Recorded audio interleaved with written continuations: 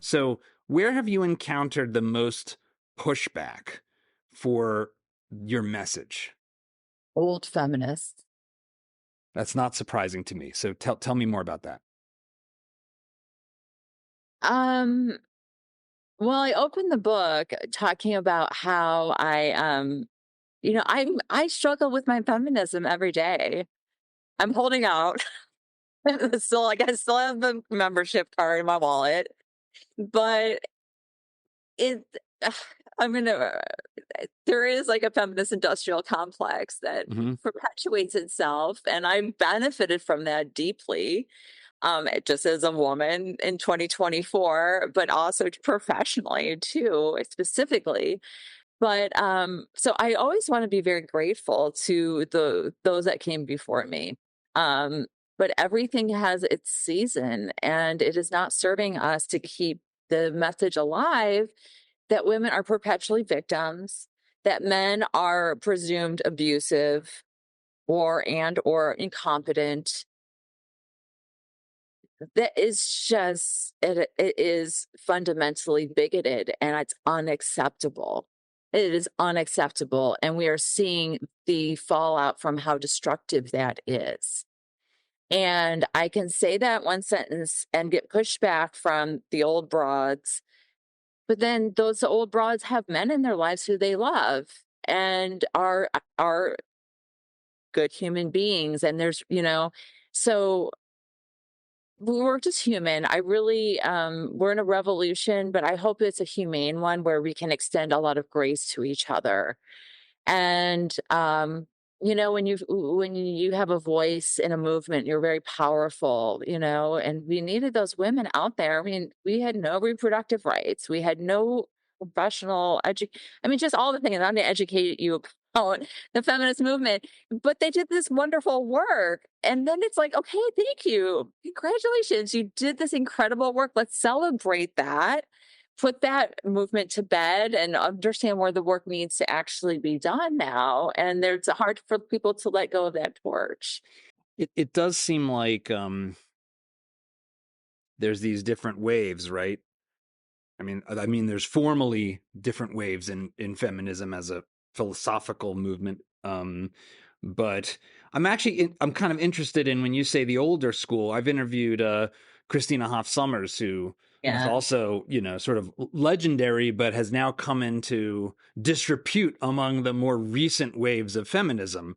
So is it the first wave feminists that give you trouble, or is it this sort of newer sort of feminism merged with gender theory folks who want to destroy the binary? Yeah. I mean, who are we speaking to? Because I don't think the everyday person keeps track of what wave of feminism we're in, Right. right? We But appear to be in the wave of feminism that involves boxing in the Olympics getting really, really strange. And well, because though I think then then things veer off into trans rights, and that's a what work is a woman, all of that stuff. that don't feel comfortable commenting. I'm not educated in that, and we are in the middle of a lot of figuring out in the transgender world. So I mean, I do not feel comfortable bringing that into this discussion around equal parenting for divorce. The book, the 50/50 solution. I mean, if we look, I don't know if anybody watching this has watched Mrs. Doubtfire in recent history. It's so great. I mean, Yeah, yeah, yeah. can't beat it. But it's a great snapshot of the legacy of divorce. I mean, these were affluent people in San Francisco, and the mom had this big career. The dad was struggling, and the standard issue of divorce was she had the kids. This dad, who was really kind of the primary caregiver, which is irrelevant, really, but he was. Like, no one would say he's not a good dad. Um, just was like had to fight to have his kids. Like, their social worker had to come and approve his house for a visit, like a very like Right. not an overnight visit with the kids, and that we're even saying visits with your own kids, that you have to visit your own kid, like, and that the legacy of that thinking lives on to this day for sure. But then remember the mom, Sally Fields, she gets a nice new boyfriend. And the idea really back then was like that dads were like, it was always about this primary home and a nuclear family. So if the mom could replicate that nuclear family with a new husband, that was the new mom and dad, right? And where's the Right. other dad? Like, maybe every other weekend visit, but probably, but why is that dad going to stick around? Because the message he's getting is he's not useful there. He's not, doesn't serve a value for those kids. And so then he's supposed to go on and remarry and create another nuclear family where he is useful. I mean, right? And we're still fighting through the legacy of all of that. And That's really interesting that there was it's a very strange kind of a kind of perverted traditionalism of, okay, well, this failed, but now replicate it, and it's now year zero. Now new dad's dad and memory hole old dad. That's a weird. but is That there is. any like, but it's like such a lack of imagination, you know? It was like, well, like this traditional family, like marriage thing isn't working out, right? To your point, but it's like, let's just go. Look, in the grand scheme of things, these are blips in history, right? And we're figuring things out. We are figuring things out. So you know, but I mean, there's a lot of people that work in this space or not that have had really tragic fallouts from their divorce and lose their children, right? They really, men, Mhm. primarily dads, lose their kids through divorce. Yes. And I mean, that in and of itself, I think, the feminist narrative is like there's some number out there, which it's one of these statistics that have been perverted to people's gain, but it's like 74% or something of divorces are initiated by women. And the mainstream feminist media picks that up very frequently. Like that thing is years old at this point, and says, "Oh, well, it's because marriage is so horrible for women. Women do it all, and they're sick of those bums." And well, historically, people split up. The women get the kids, and then they get child support and possibly alimony, house, and men have everything to lose, primarily their own children. Because that same study that picks apart who files for the divorce, they also looked at cohabiting parents or cohabiting couples who are not married, and the breakup rates are about the same. Women initiated, but there's, it's the same thing at stake. Like who's going to take the toaster, who's going to take the TV. But when you're married, there's a lot at stake, and the women have everything to gain. So let's So, break that apart, because I am very fortunate in that my parents stayed together. I am with my wife of 20 years. So I don't have firsthand visceral experience with this. I have people in my family, of course, who've gone through divorce. What are the experiences and the pieces of the divorce process that have led us to this world where saying 50-50 is a revolutionary statement? Because it does seem like the courts are biased towards mom. That's what I've been told, at least. How do you understand sort of the nature of the actual institutions when it's like, okay, we're getting divorced, and what happens next? well, anymore, there is such a increasing favor for 50-50.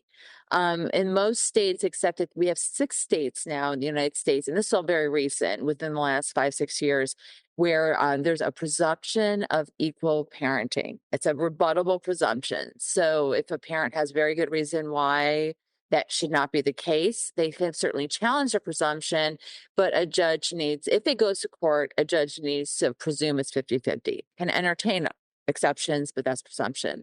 The rest of the country, the language in the law says something to the effect of the best interest of the child, which is wide open, right? Right. According to who? Or Right. what standard? Home.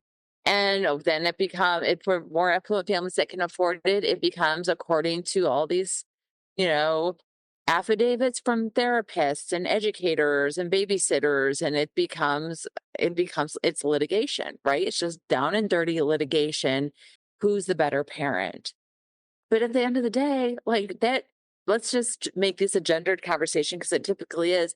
The dad's still going to see the kids, right? And that is really what happens is that it's like these parents argue that it's unsafe because it's like, oh, I'm a better parent because I could feed the kid organic food, and I adhere to bedtime, or I read to the kids more.